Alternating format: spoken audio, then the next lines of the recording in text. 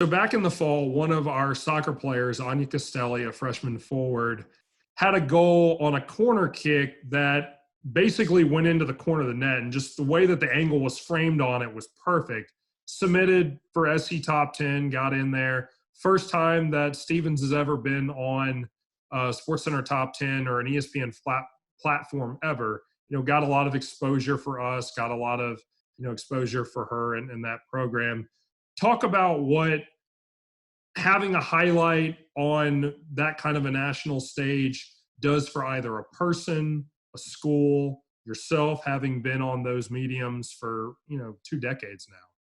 Well, it certainly elevates your platform. Then you get more recognized, more known, especially in the circle that I'm in college basketball, because especially out west, we're the last game going usually, right?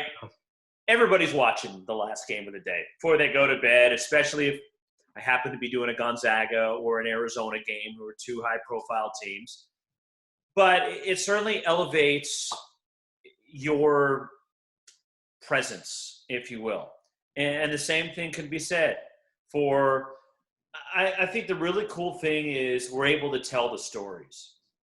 Okay, that – for example, your top 10, and people start taking, that's really cool, and start maybe get familiar with her name and who she is.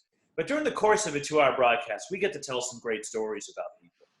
And not only the storytelling that we get to do, but then the audience becomes familiar with these people and gets to know them. And we get to know them. And there's a bunch of great kids and the great stories are out there. It's part of our job and our responsibility. Now with being at ESPN, we have access to a lot more than people normally do. But we're able to tell these stories so people get familiar and get this story told. For example, there's a story that's a great story of perseverance. A kid is at the University of Colorado right now. Evan Batty, who just finished his third year sophomore. Well, he had to sit out his freshman year, had some academic issues, but he was still able to practice with the team.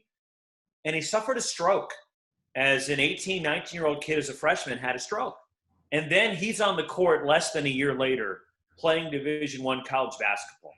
And not only just playing, but playing well and starting to excel. And those are the stories that I really like to bring to light and be able to tell. There's some great backstories with the kid. It's up to us to dig and find those stories and put them on the platform so people can familiarize themselves with them. All right. Thank you, Roxy, for taking part in this first episode of Speaking with Stars. Hope everything's okay with you, buddy, and stay safe out there. Nick, thanks for having me. It was my pleasure. And well wishes to you, everybody. Stay safe, stay healthy, and we'll get through this.